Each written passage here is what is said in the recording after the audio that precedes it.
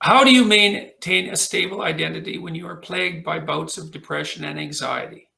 Well, the first thing we might say is that you can't. You know what I mean? If you're plagued by bouts of depression and anxiety, that does destabilize your identity. So it's almost by definition. But having said that, look, this is when habit and plan and strategy are so useful. So in the periods of depression that I've had, and some of them were long and certainly the most unpleasant experiences of my life. This is when you need a philosophy, let's say, that's allied with your vision and your strategy to sustain you. Because what would happen to me is that, I have a vision, and I suppose the vision is of a world that's better, that's less likely to descend into ideological catastrophe, and where people are more responsible and more awake and more educated and healthier. All of that, a vision of a better world, a world that's less hellish at least, but also a better world, and some sense of what role I might play in that. And so that's very motivating. Like, it's a profound goal to try to make things better. And you can do that locally. You can do that for yourself. You can do that for your family. You can do that for the broader community. And all of that's worth it, man. It's worth making some sacrifices for. It's worth suffering for to some degree. And then you decompose that into the day-to-day and week-to-week strategies and actions that you're undertaking, the plans and the activities that you're putting forward to make that dream a reality, to realize it. And then when the depression and anxiety come along, you think, part of it with depression, it's just bloody endurance. It's like you get up and you work through the next hour. You try to stay on track. You try to implement your strategic plans to the best of your ability. And you hope and you pray that you'll get through it. You'll get through it, and that the darkness will recede. And you stay on track. You eat even though you're not hungry. You get up even though you want to stay in bed. You interact with people even though you'd rather be alone. And it's the benefit of disciplined habits can sustain you. It's like the boat you're rowing in through a terrible storm, leaks and all, and maybe you'll be overwhelmed, but you have the boat and you can row forward, and that's what you've got. And so endurance is a huge part of it. And then I would say with its anxiety, it's the same thing. It's like, or very much the same, as you're terrified and uncertain, but you move ahead to the best of your ability. And again, you operate at least to some degree on hope. And if you haven't got hope, then you've got blind, bloody endurance. And that's all motivated by some sense that you're working towards something that's worthwhile working toward, and that is, well, that's your own long-term well-being, to treat yourself properly. It's the stability and productivity and harmony and health of your family. That's a huge deal. And then it's whatever benefit you can be to the community. And if you have to limp along and drag yourself forward in order to maintain that pathway, then so be it, because it's better than the alternative. So, and I know that you can become depressed enough so that, you're virtually immobilized, but you do what you can to fight it, and then you do what you can to treat it. It's like, have you tried antidepressants? Have you gone to speak to a professional?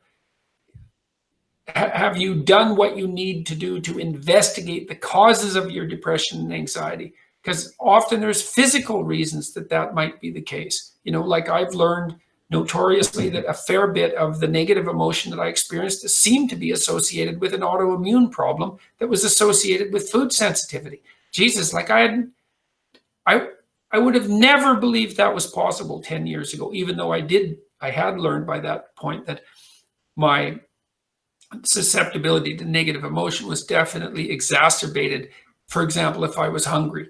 So I knew there was some relationship with food, but I had no idea that it was as profound as it turned out to be. And so, and then, well, the other thing you can do too is that as the negative emotion ramps up in intensity, the amount of time that you construe as manageable shrinks.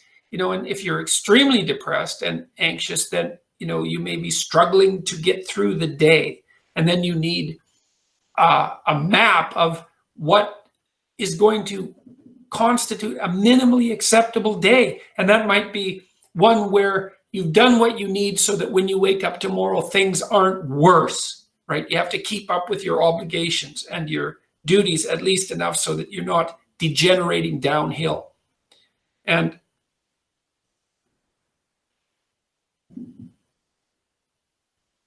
the other thing too is that you also learn that you act out the things that you would do when you're normal, even when you're depressed. You don't want to see people. Well, it doesn't matter. You go see them because it's better than not seeing them. And you find when you do see them that it's better, it'll go better than you think, but you can't isolate yourself. And you're anxious, and so you want to avoid. You don't want to go out. You'd rather stay home and sit in the chair and just sit there and like in a frozen position. It's like you can't do that. You have to go out and go grocery shopping and go out and have coffee and all of those things. It doesn't matter whether you enjoy them. It matters that you do them because that's what you do. That's what you do in order to maintain your health. And so a huge part of it is like head down endurance. And that'll get you through bad times, that endurance. It's such an underrepresented virtue, that ability to trudge forward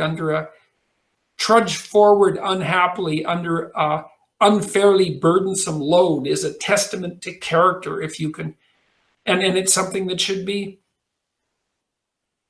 encouraged and valued. So, and I'm not making the claim that people who are depressed, who can't get out of bed, lack endurance. Some do and some don't, because depression comes in very varied degrees of intensity, and you can be laid out completely by depression. So I'm not trying to make some arbitrary judgment about who's got endurance and who hasn't. You can't do that from the outside, but I can say that endurance is one of the tools you have to deal with chronic discomfort and pain.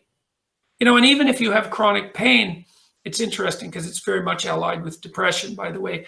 All of the research on chronic pain, back pain, for example, indicates, and chronic pain of all sorts, is that the more you allow your pain to render you inactive, the worse the outcome, including exacerbation of the pain. And depression is a pain disorder. And so that's very much worth thinking about too. It's like move forward, move forward, move forward. And if you need to talk to somebody about what your plan is for the day or the hour or the week, then do that as well. And perhaps you also have to help get the people around you to help a bit. I need a little bit of help getting up in the morning. I need to have breakfast made for me so that all I do when I get up in my terrible state of fog and confusion and terrible anxiety and depression is I have a shower, because that's what happens first. And then the next thing is I eat. And then that's better. At least you're out of bed and moving, and that's a start, So, and then you endure and hope. And that's how it is. And you do the same thing when someone in your family is sick or when you're facing a death, all of that. It's like one bloody foot in front of the other up the hill.